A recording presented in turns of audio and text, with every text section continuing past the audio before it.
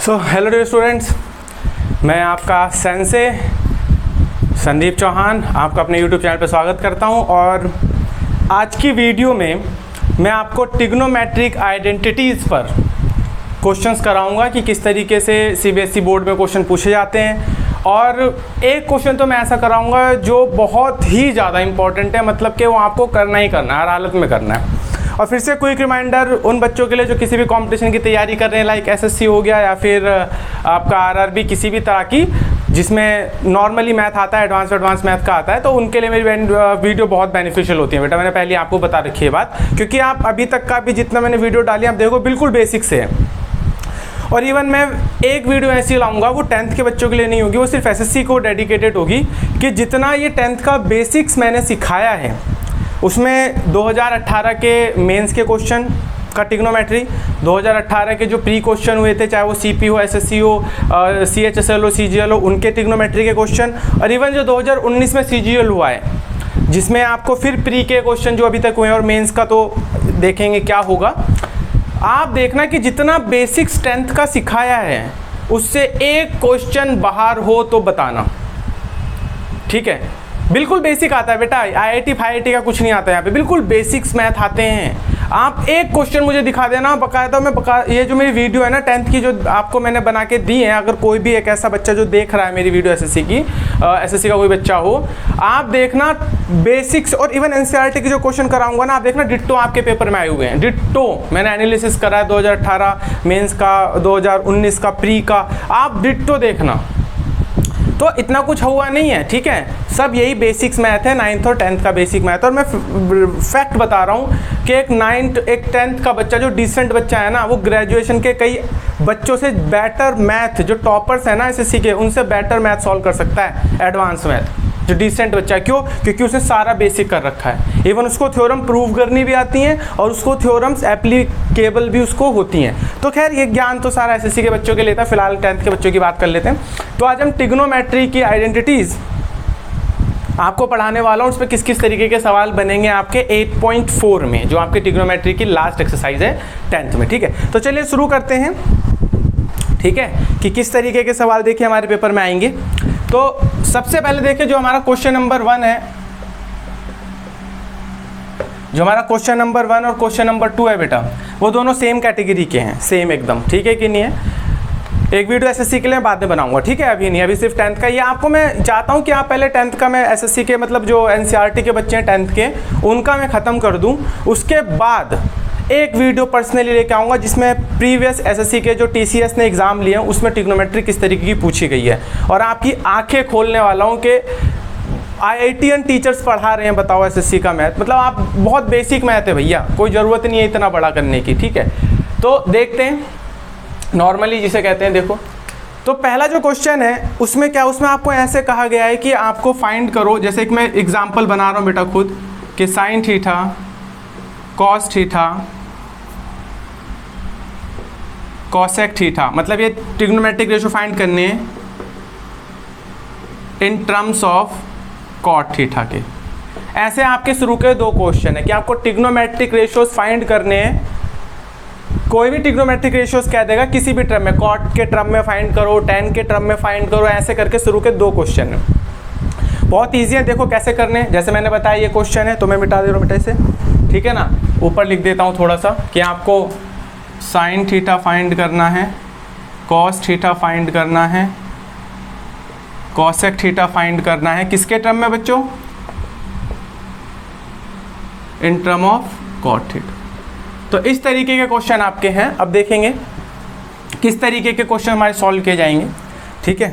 और हाँ, एक बार फिर से वही बात कि आपने जितने भी बेसिक्स मैंने प्रीवियस वीडियो में आपको सिखाए हैं, बेसिक्स जितने भी सिखाए हैं वो सारे के सारे अब यूज़ होंगे, सारे के सारे, अब उनका मिक्सचर आएगा इस एक्सरसाइज में, ठीक है। तो बहुत अच्छे अच्छे क्वेश्चन कराएंगे, और आप देखना मैं जो क्वेश्चन कराऊंगा ना भाई डिट्टो पूछे गए हैं कॉम्पिटिटिव एग्जाम में, सेम एकदम, ठीक है। बस हमारी समझ में थोड़ी दिक्कत है, हम सोचते हैं कि ज़्यादा टफ सवाल करने वाला ही ज़्यादा इंटेलिजेंट होता है, हम बस ये चीज़ सोचते हैं हमारे मन में, और कोई बात नहीं है, ठीक है। देखो कैसे होगा बच्चों ये सवाल, 10th के बच्चों को कुछ नहीं करना बेटा, हमें गिवन है, क्या गिवन है, एक ट्रायंगल बना लेते हैं बेटा पहले, राइट एंगल ट्रायंगल, यहाँ पे थीटा बना लेते हैं, ये ट्रायंगल बना लिया हमने बेटा ABC, यहाँ थीटा। अब आपको मैंने बताया था कि अगर कोई एंगल गिवन ना हो तो थीटा हमेशा इधर ही एज्यूम करो। क्यों? क्योंकि साइकोलॉजिकल इम्पैक्ट हमारा कि हम हर बच्चा इसे ही परपेंडिकुलर मानता है और इसे क्या मानता है, बेस मानता है, तो इसीलिए ये परपेंडिकुलर अपने आप ही बन जाएगा, अपने आप थीटा मान ले तो ठीक है। अच्छा अब देखो हमें क्या गिवन है, हमें गिवन है क्या, हमें गिवन है कॉट थीटा, ठीक है। हमें ये गिवन है कि हमें कॉट थीटा के टर्म में आपको सारे के सारे बताए। तो कॉट थीटा बेटा क्या होता है, अब तक आपको पता लग ही गया होगा, बेस अपॉन परपेंडिकुलर होता है बेटा, बेस अपॉन परपेंडिकुलर होता है कॉट थीटा। अब देखिए अगर इस कॉट के नीचे मैं 1 एज्यूम कर लूँ तो आप बताओ कॉट बेस के रिलेशन में क्या लिखा है, कॉट थीटा का रेशियो कंपैरिजन करूँ, और परपेंडिकुलर के रेशियो में क्या लिखा है 1। तो देखिए बेस हमारा ये बनेगा BC इसके लिए, तो बेस क्या है हमारा बेटा, कॉट थीटा, ठीक है, और 1 परपेंडिकुलर ये। अब आपको मैंने बता रखा था बच्चों कि किसी भी ट्रायंगल की, राइट एंगल ट्रायंगल की, अगर आपको तीनों साइड पता हो तो आप कोई सा भी ट्रिग्नोमेट्रिक रेशियो फाइंड कर सकते हो। तो आपको ये AC आपको फाइंड करनी कि भाई AC हमारी क्या बनेगी। तो AC फाइंड करने के लिए क्या कर दो, पाइथागोरस थ्योरम लगा दो। तो देख लो now, in triangle ABC by Pythagoras theorem, ठीक है। तो आप पाइथागोरस लगाओगे तो क्या बनेगा, देखो AC का square is equal to AB का स्क्वायर प्लस BC का स्क्वायर। सेम इसी पैटर्न पे क्वेश्चन है बच्चों हमारे, AC का स्क्वायर AB का स्क्वायर प्लस BC का स्क्वायर। तो AC हमारे पास पता नहीं है, AB कितना बेटा 1 पे होल स्क्वायर, BC कितना है कॉट पर होल स्क्वायर, ठीक है कि नहीं है। अब हम आगे चलते हैं, तो आगे चलेंगे तो क्या बनेगा, देखो AC का स्क्वायर इज इक्वल टू 1 पे स्क्वायर तो बेटा 1 ही बनेगा, और कॉट पे स्क्वायर, कॉट स्क्वायर थीटा हम लिख सकते हैं, ठीक है कि नहीं है, कॉट स्क्वायर थीटा हमने यहाँ पे इसको लिख दिया। अब यहाँ से अगर स्क्वायर हटेगा बच्चों तो AC इज इक्वल टू क्या बनेगा, √1 प्लस कॉट स्क्वायर थीटा। ये हमारे पास AC आ गया बच्चों, हमारे पास 1 प्लस कॉट स्क्वायर थीटा। बस अब हमें तीनों साइड्स पता है, इसकी तीनों साइड पता है तो कोई भी ट्रिग्नोमेट्रिक रेशियो लिख दो। सेम ऐसे ही करना है बेटा, आपको कोई भी सवाल किसी भी रेशियो में लिखा हो, मान लो आपको कहता है कि सब कॉसेक के टर्म में लिखो, तो कॉसेक हमें पता है भाई, कॉसेक थीटा क्या होता है हमारा, हाइपोटेनस अपॉन परपेंडिकुलर, फिर वहाँ से रेशियो कंपैरिजन करके साइड लिखते, थर्ड साइड निकालते और हमारे आंसर, ठीक है। तो कुछ भी ज़्यादा डील नहीं है इसमें टफ। उसके बाद देखो हमें क्या फाइंड करना है नाउ, हमें फाइंड करना था साइन थीटा। तो बच्चों साइन क्या होता है, परपेंडिकुलर अपॉन हाइपोटेनस, बार बार कह रहा हूँ, अब तक शायद आपने याद कर लिए होंगे। परपेंडिकुलर अपॉन हाइपोटेनस क्या है, 1 प्लस कॉट स्क्वायर थीटा, यही तो बनेगा हाइपोटेनस। लो आ गया नहीं आ गया साइन कॉट के टर्म में, बताओ आ गया ना साइन कॉट के टर्म में। सिमिलरली आप देखिए कॉस थीटा लिखना हो तो कॉस थीटा क्या होता है, बेस अपॉन हाइपोटेनियस। तो बेस कितना है बच्चों हमारा, कॉट थीटा, और √1 प्लस कॉट स्क्वायर थीटा। देखिए हमारा कॉस भी आ गया, किसके टर्म में, कॉट के टर्म में लिखा है, वो भी देखो कॉस कॉट है हमारा। और फाइनली आपसे टेन थीटा बोला हो तो चलो टेन थीटा लिख लो। टेन क्या होता है हमारा, परपेंडिकुलर अपॉन बेस। तो परपेंडिकुलर कितना है, 1 अपॉन कॉट। तो देखो ये तो हमें पहले से फॉर्मूले से पता है कि भाई टेन का रेसिप्रोकल कॉट होता है हमारा, है ना, 1 अपॉन कॉट लिखना पड़ता है। इस तरीके से आप कुछ भी कॉसेक लिखना है तो साइन का अपोजिट लिख दो, कॉसेक थीटा लिखना है तो कॉसेक थीटा लिखना है तो क्या बनेगा, ये बनेगा 1 प्लस कॉट स्क्वायर थीटा, ठीक है कि नहीं, ये बन जाएगा। ये फॉर्मूले से देखो यहाँ से भी प्रूव हो सकता था, देखो ये देखो cosec square theta 1 plus cot square theta, अगर यहाँ से स्क्वायर हटा दूंगा तो इसके ऊपर रूट नहीं लग जाता। तो देखो यहाँ से भी आइडेंटिटी से भी फाइंड हो जाती है बात। अगर हम चाहते हैं तो हम आइडेंटिटीज से भी ये सारी चीज़ें फाइंड कर सकते थे, बट वहाँ पे आपको दिमाग ज़्यादा लगाना पड़ेगा, ठीक है। ये बिल्कुल बेसिक है। तो इस तरीके से आपका पहला और दूसरा क्वेश्चन है एनसीईआरटी में, जो आपको सॉल्व करना है 8.4 में, ठीक है। अब हम आगे की बात कर ले, तो इसे उतार लो बच्चों आप, ठीक है, पॉज करके इसे उतार लो। और सेम ऐसे आपको पहला और दूसरा क्वेश्चन करना है, सेम इसी तरीके से लिखे हुए हैं, ठीक है।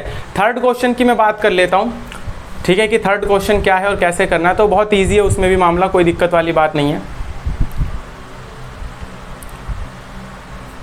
ठीक है। चलो देखो उतार लेना आप बेटा, इसे मैं मिटा देता हूँ।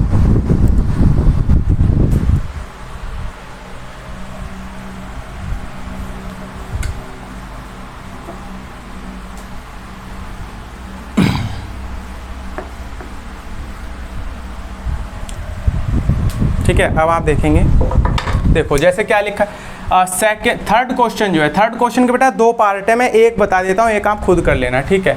तो थर्ड का जो फर्स्ट पार्ट है वो कुछ इस तरीके से है, उस तरीके से बेटा कि sine square 63 degree plus sine square 27 degree upon में कॉस स्क्वायर 17 डिग्री और प्लस में कॉस स्क्वायर 73 डिग्री। ये आई थिंक आपका क्वेश्चन है, ठीक है। थोड़ा डिग्री इधर उधर हो जाए तो आप मैनेज कर लेना, बाकी इसी पैटर्न का क्वेश्चन है, ठीक है ना। देखो ध्यान से करना, आपको मैं बार बार क्वेश्चन नहीं बेटा, प्रोसीजर समझा करो, ठीक है। प्रोसीजर समझना ज़्यादा जरूरी है, आई थिंक यही क्वेश्चन है आपका, ठीक है। तो अब इसे देखते हैं कैसे सॉल्व करना। तो देखो फिर से मैंने कहा, अगर मान लो ये क्वेश्चन 1 नंबर में आएगा तो समझदार बच्चा ना, जिसने अभी तक मेरी सारी वीडियो देखी, इसे तुरंत निकाल देगा इसका आंसर क्या है। इसका आंसर 1 है, आराम से निकाल देगा, ठीक है कि नहीं है।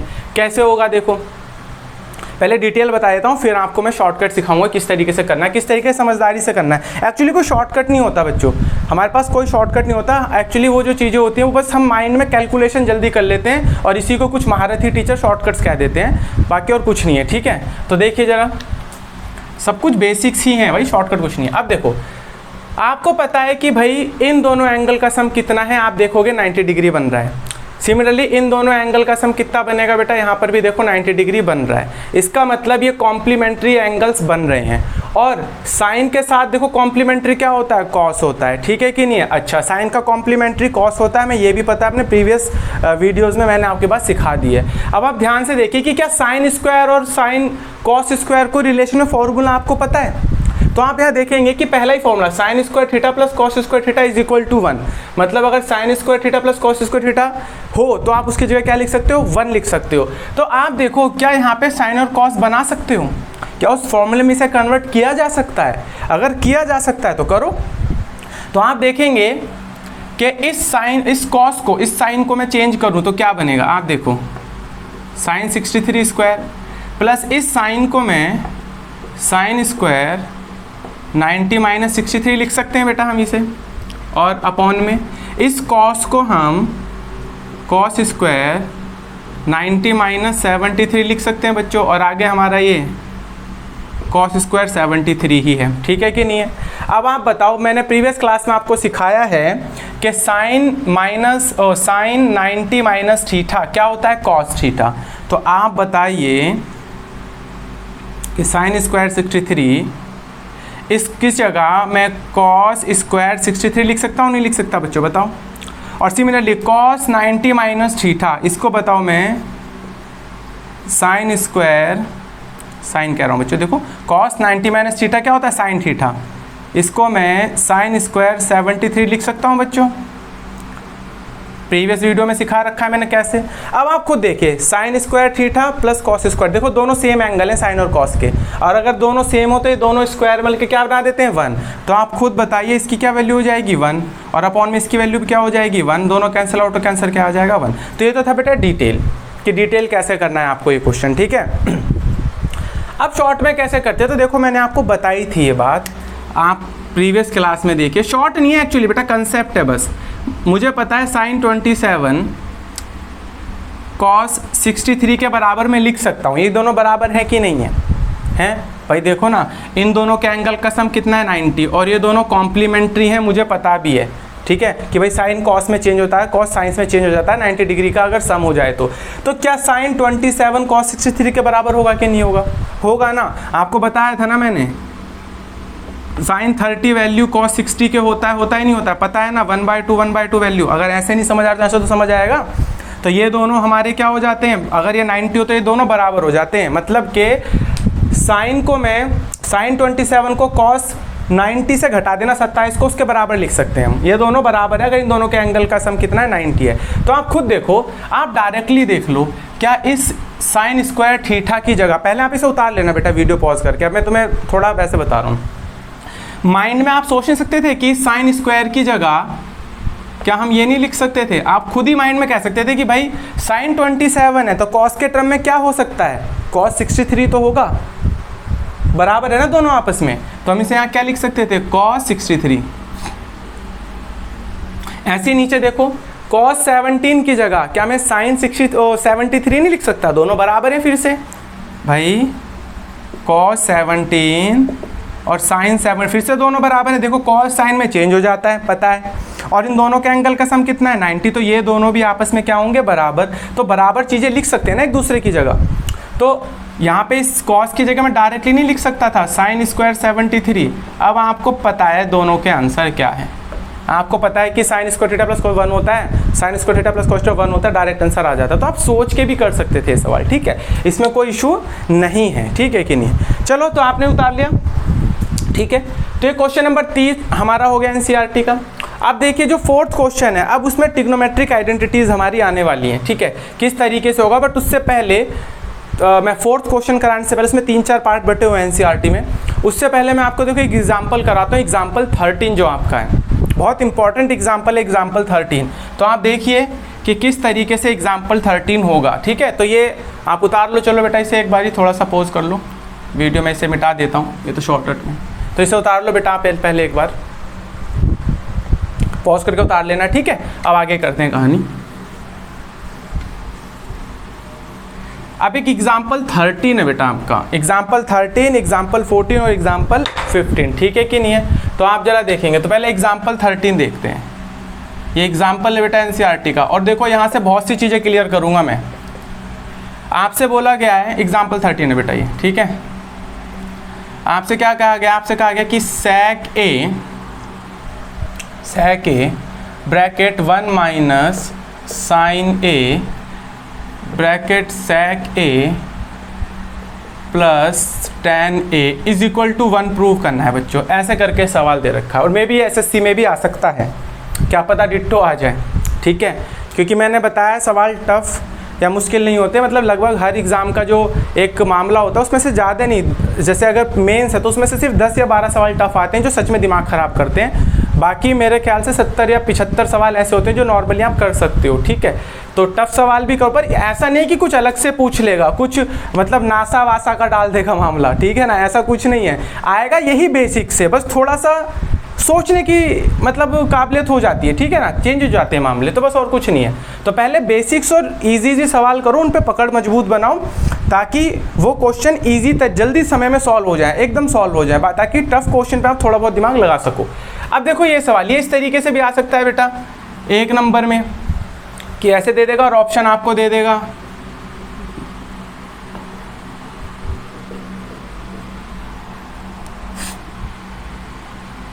इस तरीके से दे देगा आपको, ठीक है ना, या ऐसे कर देगा आपको इस तरीके से। अब कैसे करें जी ये सवाल, तो सबसे पहले मैं डिटेल बता देता हूँ 10th के बच्चों के लिए, ठीक है, और उसके बाद अगर और किसी को भी सीखना तो वो भी सीखे डिटेल कैसे करें। तो देखो सॉल्यूशन क्या है बेटा इसका, फिर बताता हूँ कि ट्रिक, जिसे टीचर्स लोग ट्रिक कहते हैं, वो ट्रिक क्या होती है, फिर मैं वो बताता हूँ आपको, ठीक है। देखो भाई, हमें अगर कुछ नहीं पता चल रहा है आपको सॉल्व करना, तो आप जो फर्स्ट बात दिमाग में आ रही है ना उसे करो। और ये सब चीज़ें बच्चे पूछते सर आपको कैसे पता चला इसमें ये करना है, भाई कैसे पता चलने का मतलब कुछ नहीं होता, आपका दिमाग आपको बताता है। जब आप बहुत सारे क्वेश्चन की प्रैक्टिस कर लेते हो ना, तो दिमाग में बहुत सारी चीज़ें होने लग जाती हैं कि ऐसे कर दें तो आंसर आ सकता है क्या, ऐसे कर दें तो आंसर आ सकता है क्या, समझ रहे हो। ऐसे नहीं कि अच्छा आपको कैसे, मुझे कैसे, बच्चे पूछते हैं मुझसे छोटी क्लास के 9th-10th के कि सर आपको कैसे पता इसमें ये करना था। कुछ नहीं बेटा, काफ़ी सालों से पढ़ा रहा हूँ, काफ़ी सारे सवाल सॉल्व करें तो माइंड ने उतनी कैलकुलेशन करनी सीख ली है। आप भी सवाल को बार बार सॉल्व करो, बार बार प्रैक्टिस करो, आपको ही पता लगने लग जाए कि इसमें ऐसा कर देंगे तो शायद आंसर आ जाएगा, ठीक है कि नहीं है। वैसे मेरा जो कोर सब्जेक्ट है ना, मैं इकोनॉमिक्स पढ़ाता हूँ 11th-12th को, मैथ में तो बस इंटरेस्ट है मेरा थोड़ा सा, इसीलिए मैथ पढ़ाता हूँ, बाकी मेरा कोर्स सब्जेक्ट बेटा इकोनॉमिक्स है। मैं 11th-12th को इकोनॉमिक्स पढ़ाता हूँ एक्चुअली, और ग्रेजुएशन के बच्चों को भी, खैर अब तो दिल्ली यूनिवर्सिटी ने इकोनॉमिक्स ख़त्म कर दी है, लेकिन ग्रेजुएशन के बच्चों को भी इकोनॉमिक्स पढ़ाते हैं, ठीक है कि नहीं है। तो आप देख लेना मेरी फेसबुक आईडी जो है उस पर मेरे प्रीवियस बच्चों के रिजल्ट पड़े हैं। फरीदाबाद का टॉपर मेरा स्टूडेंट है दिग्विजय सिंह, ठीक है। सराय स्कूल जो हमारे यहाँ सरकारी स्कूल है बेटा, सराय गवर्नमेंट स्कूल, उसके पिछले लगातार 3 साल के तीनों 12th के टॉपर मेरे स्टूडेंट हैं। तो मैं इकोनॉमिक्स पढ़ाता हूँ, मैथ तो बस आ गया क्योंकि कंपटीशन में अच्छा लगता है मैथ निकालना, बाकी है। तो देखो जरा ये बच्चे से करते हैं, तो देखो कुछ नहीं, तो भाई कोई sec tan का फॉर्मूला नहीं दिख रहा मेरे को अभी कि कौन सा फॉर्मूला, क्योंकि स्क्वायर में लिखा नहीं हुआ, ये भी स्क्वायर में नहीं, मुझे तो स्क्वायर के फॉर्मूले पता है।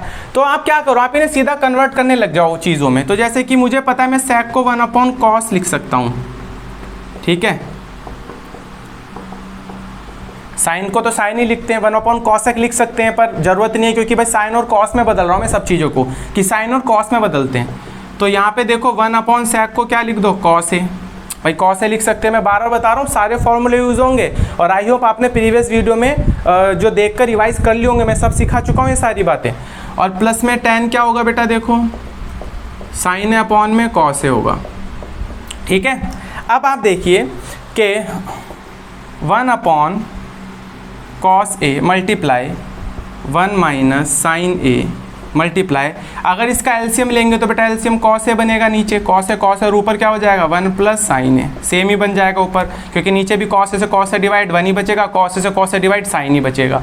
अब आप देखो ये सब मल्टीप्लाई हो रहे हैं, तो क्या इसको मैं ऐसे करके लिख दूँ 1 - sin a 1 + sin a और अपॉन में cos a multiply cos a। देखो ऐसे लिख सकते हैं, लिख सकते हैं आप खुद। अब देखो ध्यान से, a - b a + b दोनों सेम है, 1 sin sin, तो ये a - b a + b का फॉर्मूला लग रहा है, मैंने पहले ही बताया क्या होता है ये a² - b²। तो यहाँ पे मैं क्या लिख सकता हूँ 1 पे स्क्वायर माइनस साइन पर होल स्क्वायर, और नीचे देखो cos a का मल्टीप्लाई क्या बनेगा बेटा, cos² a बनेगा। अब आप देखो ध्यान से 1 पे स्क्वायर तो 1 ही होगा, और साइन पे स्क्वायर क्या होगा sin² a, और नीचे बेटा क्या है हमारा cos² a। अब आप खुद देखो 1 - sin² a 1 - sin क्या लिख सकते हो आप, cos² लिख सकते हो, cos² थीटा। तो ऊपर इसकी जगह मैं cos² a लिख सकता हूँ, नहीं लिख सकता, और नीचे भी cos² a। अब आप देखो कैंसिल आउट हो गया, आंसर क्या आ गया बेटा 1। तो ये डिटेल था और आंसर हमारा क्या है 1, ये डिटेल सवाल था, ठीक है। तो इसे आप उतार लो। फिर मैं आपको देखो एक बहुत अच्छी चीज़ बताता हूँ सभी बच्चों को, ठीक है, और देखते हैं क्या है। पॉज करके बेटा उतार लेना इसे, ठीक है। तो पॉज करके आप इसे आराम से इसे उतार लेना, ठीक है कि नहीं है। अब देखो ध्यान से, अब मान लो मैं आपको जो चीज़ समझाना चाह रहा हूँ, मतलब पॉज कर लेना, आराम से इसे उतार लो, क्योंकि उतारने का टाइम दूंगा बेटा तो फिर कॉपी करने का टाइम दूंगा तो वीडियो लंबी हो जाती है थोड़ी सी, ठीक है। अब देखो समझते हैं, आप मुझे बताओ इस a की जगह, ये यहाँ जो a लिखा है, अगर इस a की जगह मैं कुछ और लिख देता, मैं लिख देता यहाँ पे थीटा, तो क्या आंसर पे इम्पैक्ट पड़ता, आंसर तब भी 1 ही आता। तरीका तो यही है सॉल्व करने का। मैं इस सब a की जगह मान लो मैं लिख देता 17 17 17 लिख देता, मान लो हर जगह 17 लिख देता मैं हर जगह, तो क्या आंसर पे इम्पैक्ट पड़ता, कुछ नहीं पड़ता बेटा, सब जगह बस a की जगह 17 हो जाता बच्चों, सब जगह 17। आप मुझे बताओ आंसर पे क्या इम्पैक्ट पड़ता, नहीं, आंसर तब भी 1 ही आता, ठीक है। आप देख लो, ठीक है, सब जगह देखो 1 आता, यहाँ पे सब जगह आप 17 लिख दो, सब जगह। जो चीज़ समझाना चाह रहा हूँ वो 10th के बच्चों के लिए भी है, और जो कंपटीशन की तैयारी कर रहे हैं ना बच्चे, मेन शुरू हो चुका है अब, जिनको बेसिक से पढ़ना हो तो वो देख सकते हैं मेरी वीडियो। अब आप बताओ ये साइन, ये 17, अब बताओ क्या आंसर पे इम्पैक्ट पड़ा, मैंने 17 लिख दिया अपने मन से एक ही जगह, कोई इम्पैक्ट पड़ा, नहीं पड़ा। कुछ भी 99 लिख देता, कोई इम्पैक्ट पड़ता, नहीं पड़ता, ठीक है कि नहीं है, समझ बात आ रही है। मैं थीटा लिख देता, a लिख देता, b लिख देता, c लिख देता, कोई फ़र्क नहीं पड़ता, डिटेल सॉल्व करने पे आंसर यही 1 बनता, ठीक है। तो अब कैसे करें, तो देखो, तो जो जिसे हम शॉर्ट ट्रिक कहते हैं टीचर्स लोग, वो क्या करते हैं ना बेटा, यहाँ पे देखो मैंने बताया कुछ भी रखो आंसर पे इम्पैक्ट नहीं पड़ेगा, वो कहेंगे भाई यहाँ पे ना कुछ भी रख दो, कौन सी वैल्यू रखो, जो ट्रिग्नोमेट्रिक टेबल में आपको पता है ना वो वैल्यू रख दो यहाँ पे। जैसे कि मान लो मैं 30 डिग्री रख देता हूँ, आपकी मर्जी, यहाँ 45 रख दो, चलो 45 रख देते हैं, चलो ठीक है, मान लो 45 डिग्री रख देते हैं हम यहाँ पे, ठीक है, 45 45 45। अब आपको बस फ़र्क इतना है कि आपको डिटेल करोगे तब भी वही बनेगा, बस 17 की जगह 45 45 45 हो जाएगा। लेकिन यहाँ बेनिफिट ये हो जाता है कि अगर आपको 45 डिग्री की वैल्यू पता है तो आप उसे डायरेक्टली लिख सकते हो कि sec 45 कितना होता है बेटा, sec 45 क्या होगा, √2 होगा, ठीक है, याद होगी आपको टेबल। 1 - sin 45 क्या होगा बेटा, 1/√2 होगा, sec 45 √2 होगा, और ये क्या होगा, +1 होगा, हाँ या ना, बोलो। अब आप देखो आगे, √2। एलसीएम लोगे तो कितना बनेगा बेटा, √2 - 1 अपॉन में √2 मल्टीप्लाई, और ये क्या बनेगा बेटा, √2 + 1। अब देखो √2 से √2 कैंसिल, मल्टीप्लाई में √2 - 1 √2 + 1। फिर से देखो फॉर्मूला क्या बना, आप देखो a + b a - b, तो क्या बनेगा बेटा, √2 पर होल स्क्वायर -1 पर होल स्क्वायर, 2 - 1 आंसर 1। आंसर पे कोई इम्पैक्ट पड़ा, नहीं पड़ा। इसे शॉर्ट ट्रिक कहते हैं हम, कि शॉर्ट ट्रिक है। अरे भैया कुछ नहीं है शॉर्ट ट्रिक।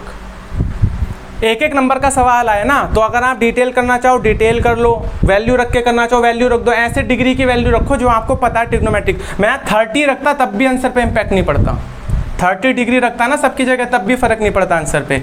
0 रख देता तब क्या होता, तो 0 रख लो सबकी जगह। देखो 0 रख लो, ठीक है कि नहीं, आप देख लो। अब 0 रख के सॉल्व करते हैं। sec 0 की वैल्यू क्या होती है बेटा, 1 होती है। sin 0 की 0 होती है। sec 0 1, tan 0 1। आप खुद देखो क्या बनेगा, 1 मल्टीप्लाई, एक में से 0 गया 1 और 1, आंसर क्या आया 1। ये और ईजी पड़ गया। इसीलिए ये एसएससी क्लास के जो टीचर्स होते हैं वो कहते हैं कि साइन और कॉस दिखे ना तो 0 रख दिया करो, tan और कॉट दिखे तो आप 45 रख दिया करो। मतलब ऐसा नहीं कुछ रखना जिससे कि आप बदतमीजी हो जाए मैथमेटिक्स में, ठीक है। मतलब जो लीगल नहीं है वो नहीं रखना बस आपको, ठीक है कि नहीं है। मतलब आपको ऐसी वैल्यू नहीं रखनी है कि जो नॉट डिफाइन बना दे सवाल, मतलब क्या बना दे, नॉट डिफाइन बना दे।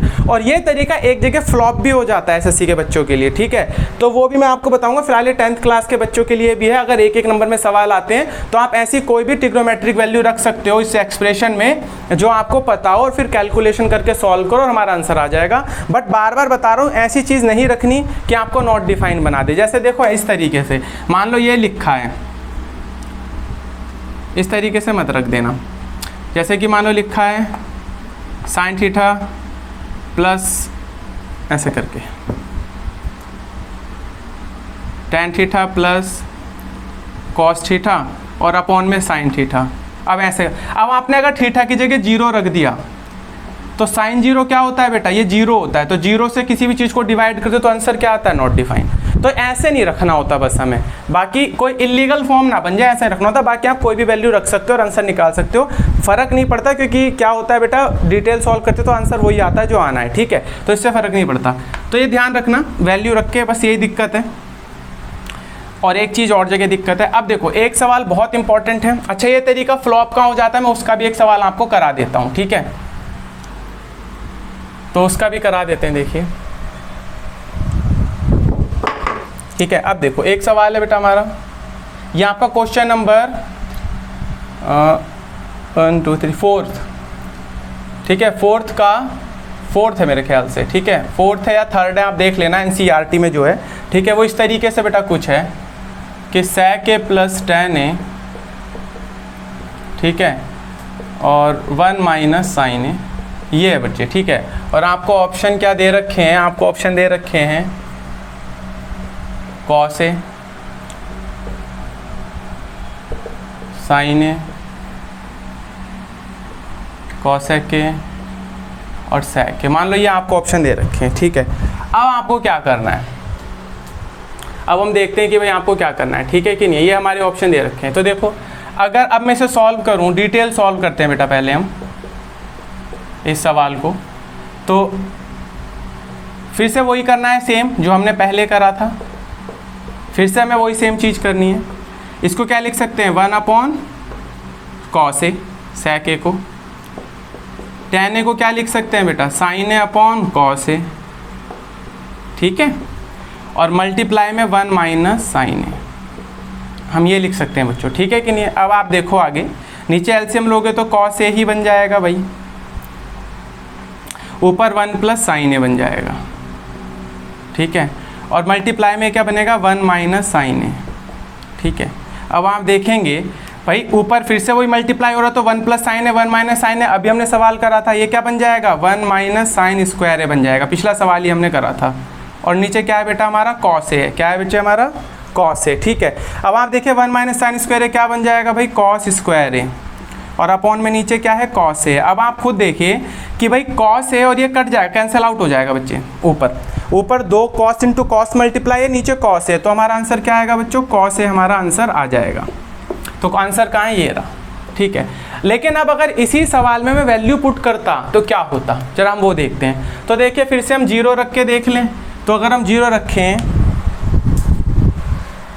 अगर हम 0 बेटा रखें तो sec 0 पहले और प्लस tan 0,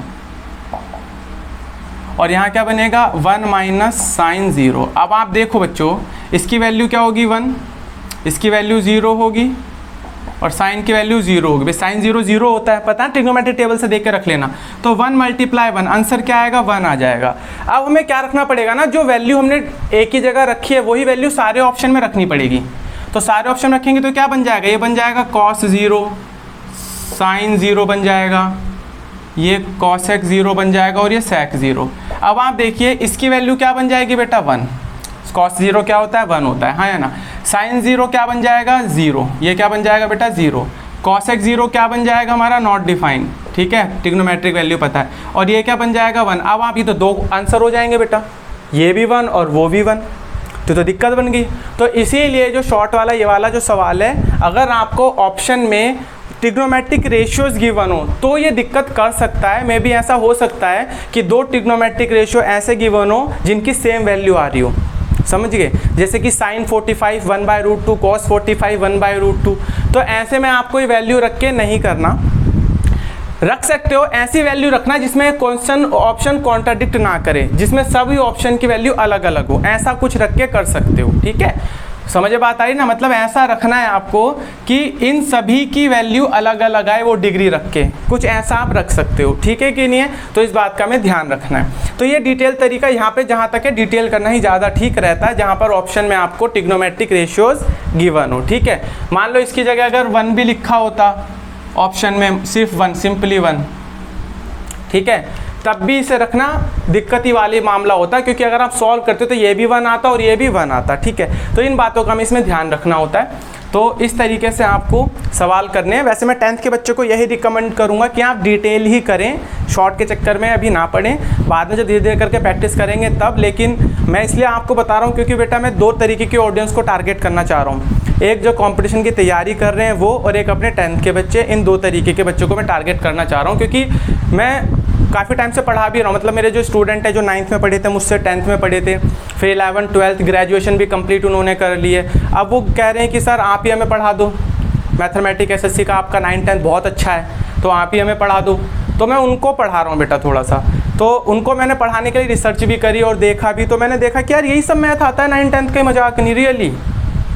अर्थमेटिक मैथ छोड़ दे तो एडवांस मैथ यही आता है बाय गॉड सब कुछ, ठीक है कि नहीं है। तो मैंने देखा तो मैं उनको वो पढ़ा रहा हूँ, तो मुझे लगता है कि मैं कंपटीशन भी अच्छे ढंग से पढ़ा सकता हूँ, ठीक है। इसीलिए मैं 2 तरीके के ऑडियंस को टारगेट कर रहा हूँ। एक वो जो शॉर्ट तरीके सीखने वाले हैं, वो जो कि मिथ है, शॉर्ट कुछ नहीं होता, आपकी समझ होती है, और दूसरा अपनी 10th की जो ऑडियंस है वो, ठीक है। तो आई होप आप समझोगे मैं क्या बोलना चाह रहा हूँ क्या नहीं। जो 10th के बच्चों को तो मैं यही रिकमेंड करूँगा कि आप बच्चे से बेसिकली समझिए, डिटेल करिए, और जो एसएससी के बच्चे अगर कोई कॉम्पिटिटिव का है तो उसको मैं रिकमेंडेड करूँगा कि बेटा आप भी बेसिक सीखिए सारे के सारे, उसके बाद शॉर्ट सीखिए, मुझसे सीखिए, किसी और टीचर से सीखिए, आपकी मर्जी है। पर मैं ये चाहता हूँ कि बेसिक्स ज़रूर आप सीखें। मैं बता रहा हूँ ना, जो कॉम्पिटिटिव टीचर हैं बेटा, आप इनसे थ्योरम प्रूव करवा के देखो कि भाई पूरी थ्योरम प्रूव करके दिखाओ हमारे सामने, कोई सवाल वो शॉर्ट में कर देंगे लेकिन थ्योरम प्रूव नहीं कर पाएंगे। उसका रीज़न है क्योंकि उन्होंने एकेडमिक पे वो भूल चुके हैं, वो सिर्फ उसी पे ध्यान देते हैं जो उन्हें पढ़ाना है। लेकिन जैसे हम एकेडमिक टीचर हैं, हमें भाई बच्चों को डिटेल भी कराना पड़ता है, प्रूव करके दिखाओ थ्योरम, ये करो वो करो, हाँ है ना। तो वो सब बातें, तो चलो आप डिटेल ही करो। बाकी जो अगर शॉर्ट तरीका 10th के बच्चों को आप भी सीख लो, 1-1 नंबर वाले क्वेश्चन में, क्या पता आपको भी काम आ जाए, ठीक है। तो बस ये ध्यान रखना बेटा, 2 तरीके की ऑडियंस में टारगेट कर रहा हूँ, ठीक है। फिलहाल अगर हो जुड़ जाए तो ठीक है। चलो अब देखो अगला सवाल करके देखते हैं। ये सवाल बेटा आपका एग्जाम्पल, देखो एग्जाम्पल 14 आपको खुद करना है, ईजी है वो। एग्जाम्पल 15 करा रहा हूँ और ये बहुत अच्छा क्वेश्चन है, और इस क्वेश्चन को एनसीईआरटी का एग्जाम्पल, ये सबके लिए बहुत इंपॉर्टेंट है, और सीबीएसई बोर्ड का तो बेटा लगभग ये फेवरेट ही समझ लो, फेवरेट टाइप का क्वेश्चन है ये सीबीएसई बोर्ड का, ठीक है कि नहीं है। तो देखिए इसे लिख देते हैं हम, क्वेश्चन नंबर 15, ठीक है। देखो बेटा ये हमारा है, और ये 2-3 तरीके से, अच्छा उससे पहले मैं आपको 2-3 बातें बता देता हूँ। ये देखो बेटा, एक हमारे पास फॉर्मूला होता है sec square theta minus tan square theta is equal to 1। बहुत इंपॉर्टेंट है बेटा ये चीज़ हर प्रकार के बच्चे के लिए, चाहे वो कॉम्पिटिटिव हो चाहे वो नॉर्मल हो, बहुत इंपॉर्टेंट चीज़ है।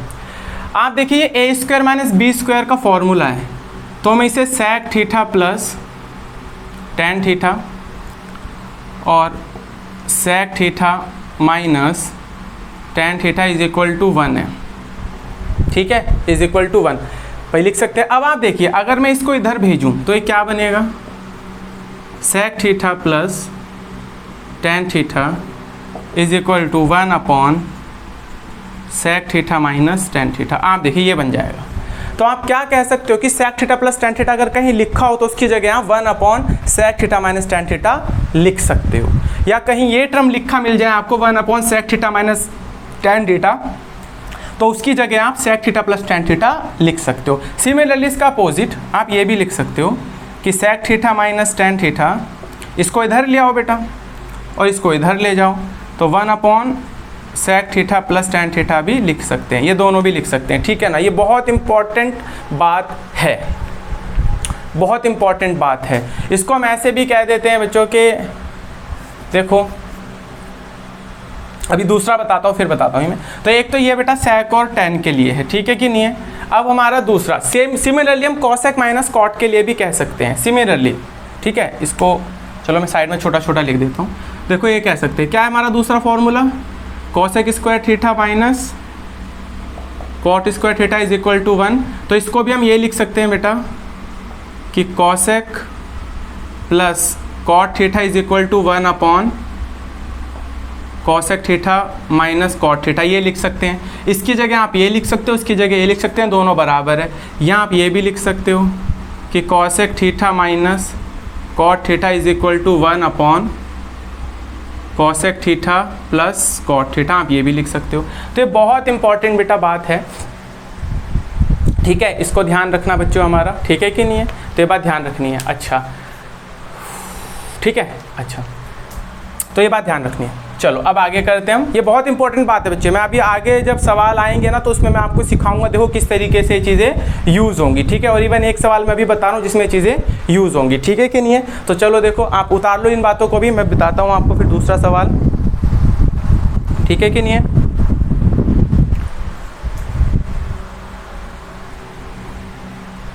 तो पॉज करके आप आई थिंक आपने उतार लिया होगा।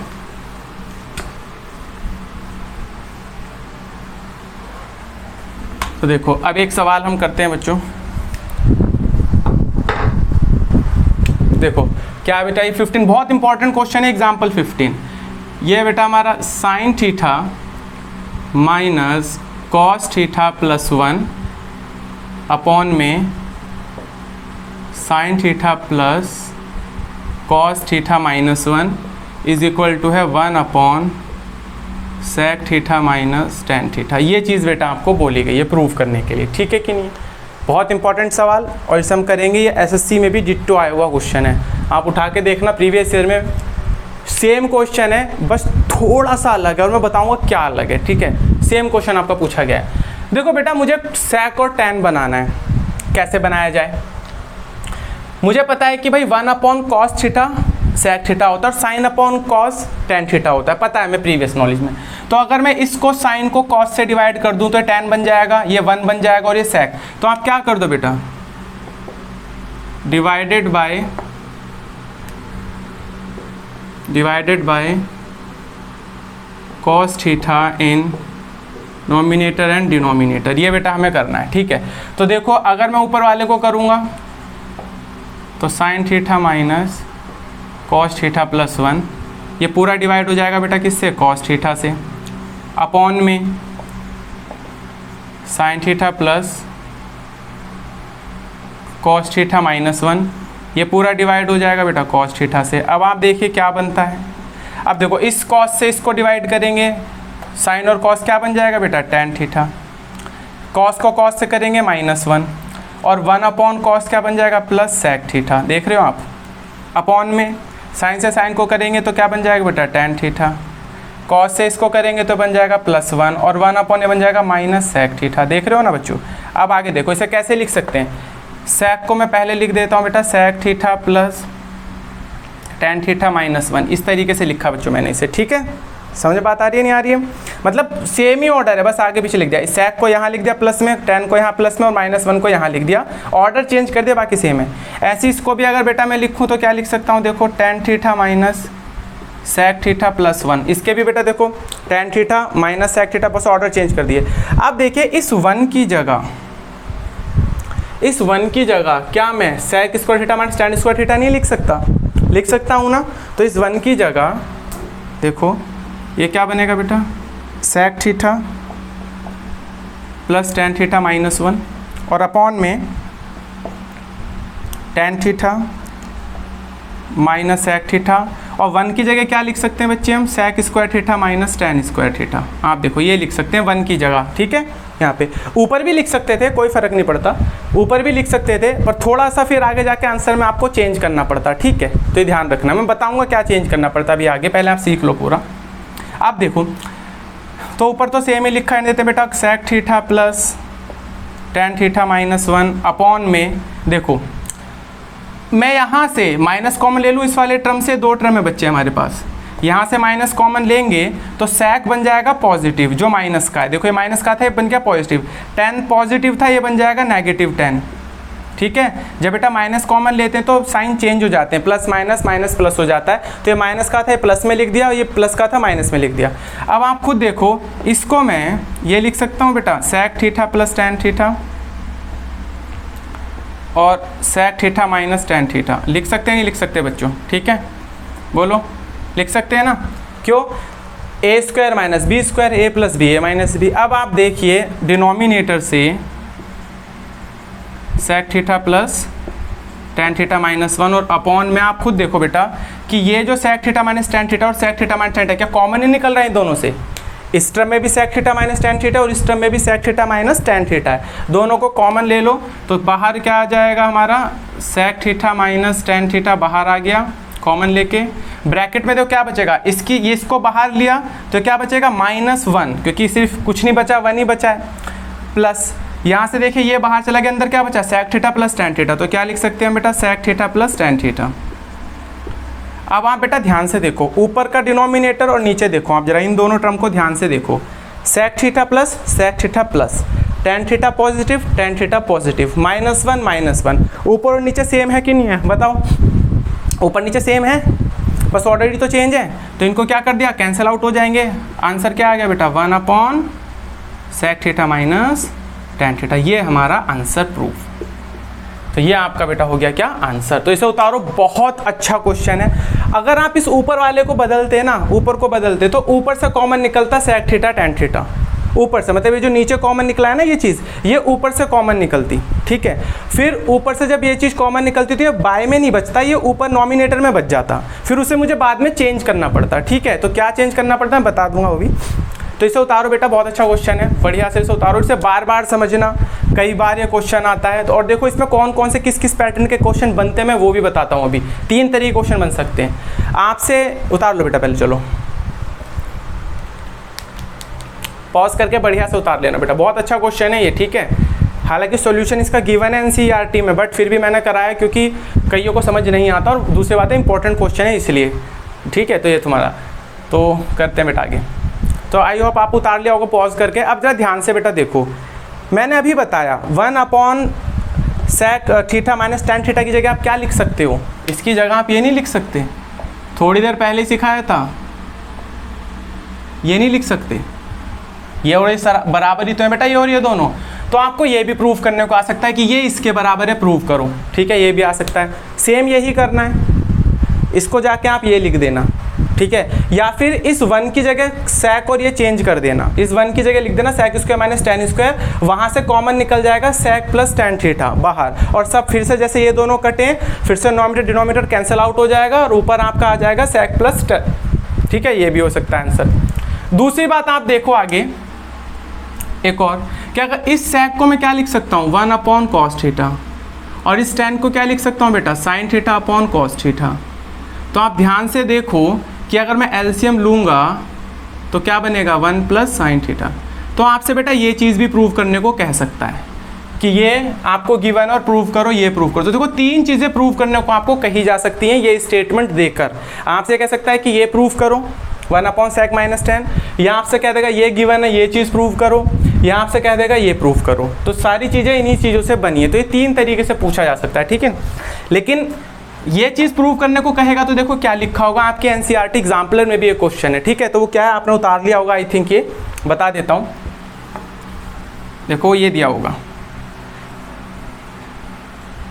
जैसे ये लिखा है ना बेटा, ये चीज़ लिखी है, तो इस पे दिया होगा वो क्वेश्चन। सेम ऐसे ही करना है हमें जैसे हमने ये क्वेश्चन करा है, बट कैटेगरी क्या दी होगी, कैटेगरी बेटा ये दी होगी, ये लिखा होगा देखो क्वेश्चन ऐसे करके कि tan theta plus sec theta minus 1 upon tan theta minus sec theta plus 1 is equal to prove करो 1 प्लस साइन थीटा अपॉन में cos थीटा। ऐसे करके बेटा कहा होगा आपसे, ठीक है। तो ये सवाल इसी तरीके से सेम होगा, देखो इसी तरीके, यहीं से तो देखो यही चीज़ सेम तो लिखी है, ये सेम ऐसे ही सॉल्व करा और एंड में जाके ये बनेगा तो ये कर देना, ये बनेगा ये कर देना, आंसर आ जाएगा। तो इस तरीके से आपको एक ही कैटेगरी के कई सवाल आपके हो गए। ये बहुत इंपॉर्टेंट क्वेश्चन है, ठीक है बच्चों, ध्यान रखना इसको। तो आज के लिए इतना ही करते हैं। नेक्स्ट क्लास में मैं जो आपका 5th क्वेश्चन है, ठीक है, 5th क्वेश्चन के सवाल बहुत इंपॉर्टेंट है, सेम टू सेम सवाल आते हैं बेटा पेपर में, वहाँ से एक आध आपका क्वेश्चन, ठीक है, सेम क्वेश्चन आएगा वहाँ से आपका बिल्कुल एकदम डिट्टो आएगा। तो वो सवाल मैं कराऊंगा, डिटेल ही कराऊंगा, और आप देखना कि एसएससी में भी वहाँ से डिट्टो सवाल पूछे जाते हैं, ठीक है। तो अच्छे से पढ़ना। आई होप आप समझ गए होंगे कि मैं किन ऑडियंस को टारगेट करना चाह रहा हूँ अपने यूट्यूब चैनल पे। थोड़ा सा बस एक अंदर गट्स है कि हाँ मैं कॉम्पिटेटिव भी पढ़ा सकता हूँ, ठीक है कि नहीं, और जानता हूँ पढ़ा सकता हूँ बेटा अच्छे से, मेरा कॉन्फिडेंस है। और 9th-10th के बच्चों का तो है ही, खैर उनको तो काफ़ी टाइम से पढ़ा रहा हूँ, और 11th-12th की इकोनॉमिक्स वो बाद में कभी पढ़ाएंगे, वैसे मेरा कोर्स सब्जेक्ट इकोनॉमिक्स ही है, ठीक है। तो तब तक के लिए बेटा पढ़ते रहिए। वीडियो अच्छी लग रही है तो लाइक कर दो, शेयर कर दो, भेज दो कहीं किसी को, ठीक है, सब्सक्राइब कर लो। तो चले तब तक के टेक केयर, गुड बाय, पढ़ते रहिए बेटा।